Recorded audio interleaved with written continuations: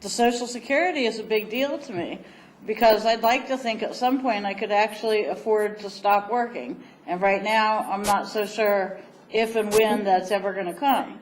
So if we're looking to increase the fairness of having some kind of a safety net, why aren't we looking at increasing the cap that people pay Social Security on? Why am I paying the same amount of Social Security on my income as somebody who's making $250,000 a year? That's the direction, probably, in my opinion, that we should be looking in to create a fairer system. Is there? You know, I had a debate the other night at which one of the guys who was asking questions wanted to pin me down.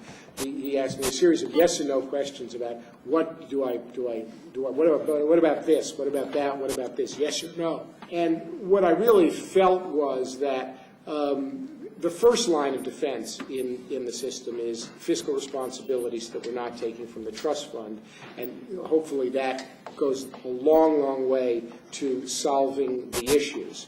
And I agree, that's one thing that's on the table and has been on the table, and I've heard Barack Obama suggest that that may be, in his view, the fairest way to make an adjustment, which would be to raise the amount of payroll that taxes that people are paying from, I think it's now $98,000, and raise it up so that people with more money are paying some more into the system.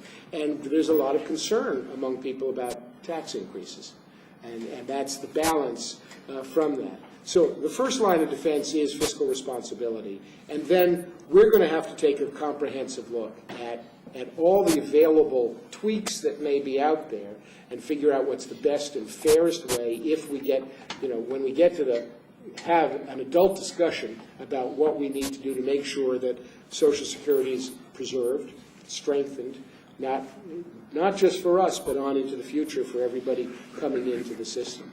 My husband has Parkinson's disease, and luckily we have really good health care. It's expensive, but we have good health care because I had a union job and it was part of our negotiated benefits. But he continues to need prescriptions, and he takes a ton of prescription medication. The cost of that is really high, even with my good insurance. So I'm thinking I'm never going to be able to retire. So, I mean, they all tie in. Everything ties in. I feel like I've worked for so many years, and I don't really have a hope of ever being able to stop, And there's 130 or 140,000 people in New Hampshire that don't have health care. And if you consider the impact of the trade union movement, the labor movement, in terms of the insurance that we provide that are covering thousands of people, that is employer-based health care that are covering families, I think if the harder that becomes for us to hold on to that, the more this is going to increase, significantly if we start losing work-based, employer-based health care, in New Hampshire, because we are covering a lot of families based on the insurance we all have in our workplaces. And just to add to that, one of the issues that we're seeing, of course, is because the cost is so expensive now, there are a lot of people are making decisions about hiring based on health care.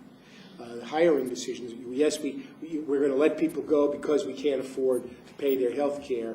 We can't afford to hire because the cost of the health care is too great. So when I talk about the kind of discussion we're going to have, this is not going to be easy to figure out how to make sure it happens. But New Hampshire is kind of representative of the country, where we've got approximately 47 million people without any health insurance. I had a trip to the emergency room a couple of weeks ago. Had a couple of trips to the ER, and I have good health insurance, and I've been hit with huge bills for my visits. And while I was there, the nurse said to me, "See the people in the ER?" She said, "These folks," and there were about 20 or 25 people, said they're here. These were her words. "They're here for boo-boos. They don't have health insurance. They're here because we have to serve them in the emergency room. They basically are using us as their primary care." And what that is doing is increasing costs tremendously for all of us.